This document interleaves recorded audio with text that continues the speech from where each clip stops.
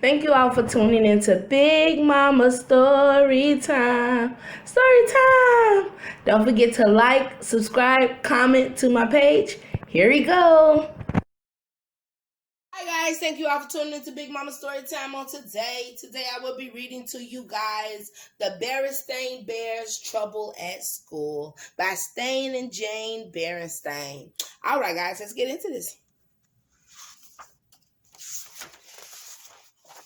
Just wanted to get into some of my Berenstain books.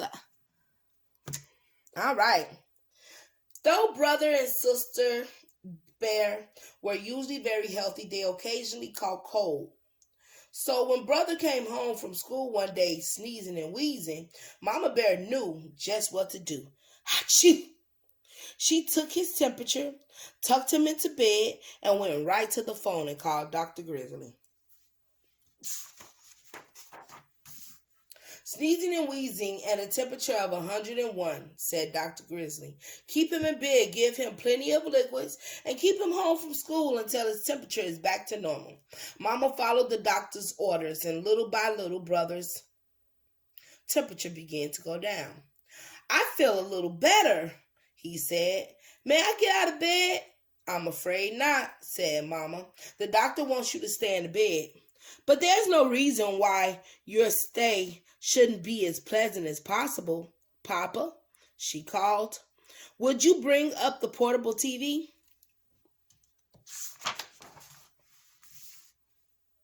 The portable had remote control, and pretty soon Brother was having a fun time switching from one cartoon to another.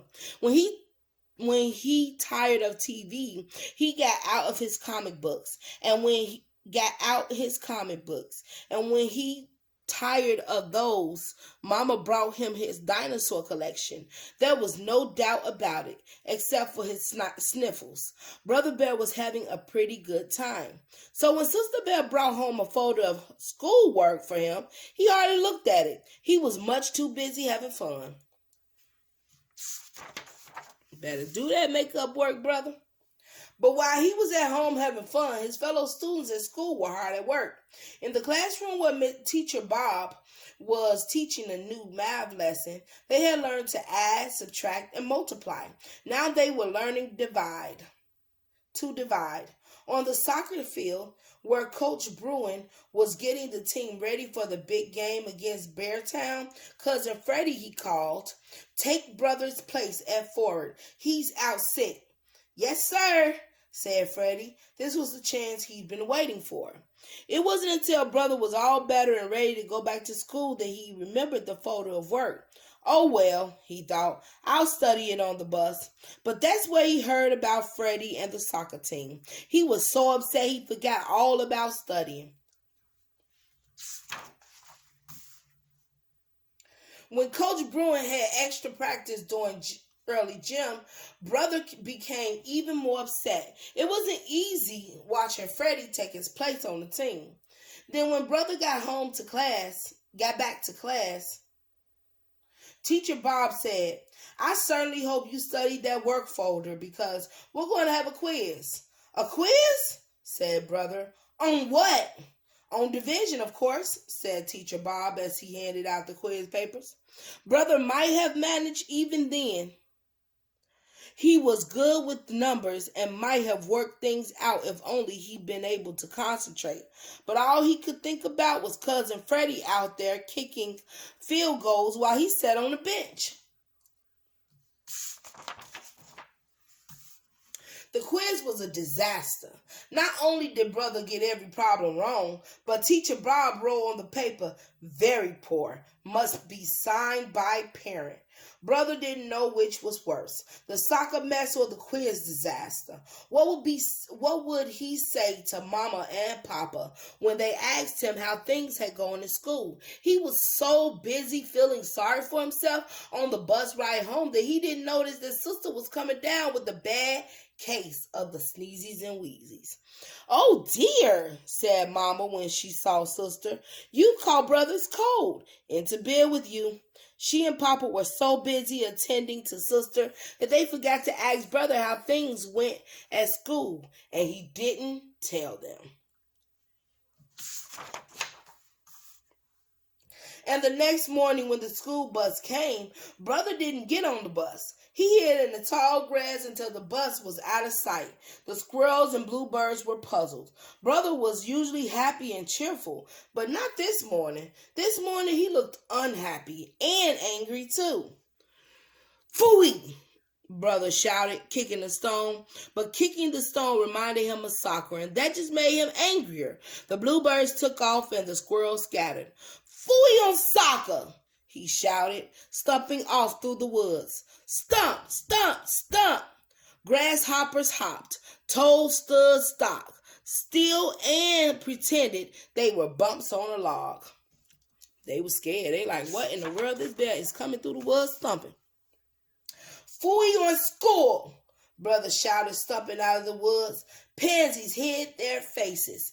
Ladybugs flew away home. And, he said, reaching into his school bag, Phooey on division!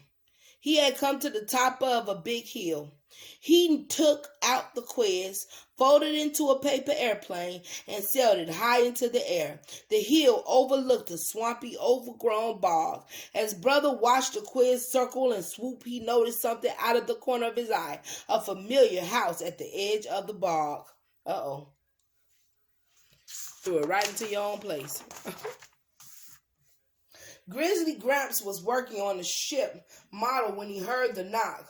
Gran was making cookies. They weren't expecting visitors, and they certainly weren't expecting brother, especially during school hours. It didn't take long for the whole story to come out. Gramps and Gran listened quietly as brother told them about catching cold, the folder of work, the soccer mess, the quiz disaster, the missed bus, and the paper airplane. Come with me, young fella, said Gramps. I want to show you something. Okay, Gramps. Gramps took brother by the hand and led him deep into the bog. There, he said, that's what I want to show you. It was a very old wagon sunk almost out of sight in a muddy pond. How did it get there? Asked brother. It wasn't easy, said Gramps. I went to a lot of trouble getting that old wagon into this swamp. Then with a twinkle in his eye, he said, just the way you did getting it over your head at school. It happened a long time ago when I took a wrong turn. Just the way you did when you didn't study that schoolwork that teacher Bob sent home. Well, instead of admitting my mistake and backing up, I just pushed ahead until I was in so deep there was no getting out. And you lost the wagon, said brother. Yep, said Gramps, but I learned a valuable lesson. If you find yourself on the wrong road, don't just keep on going until you're in over your head. Back up and start over on the right road. How am I going to do that? Asked brother.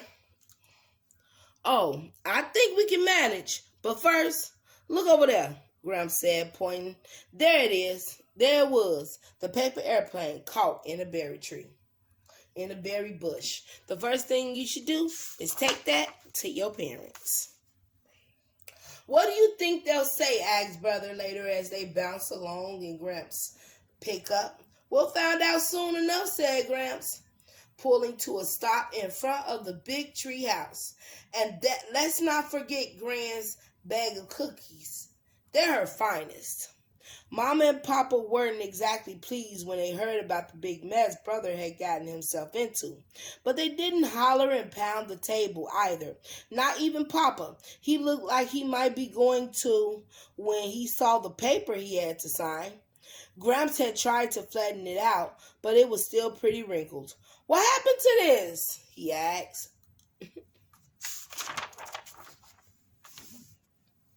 Oh, said Gramps. It just sort of got folded a bit.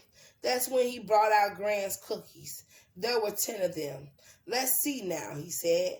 There are 5 of us counting sister, so how many cookies do we each get? 2, of course, said brother, dividing them up. Don't look now, young feller, said Gramps with a wink, but you just divided 10 by 5.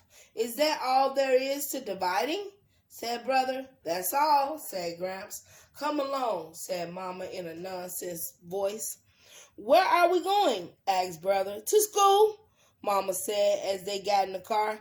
But it's so late, protested Brother. It's never too late to correct a mistake, Mama said, and off they went.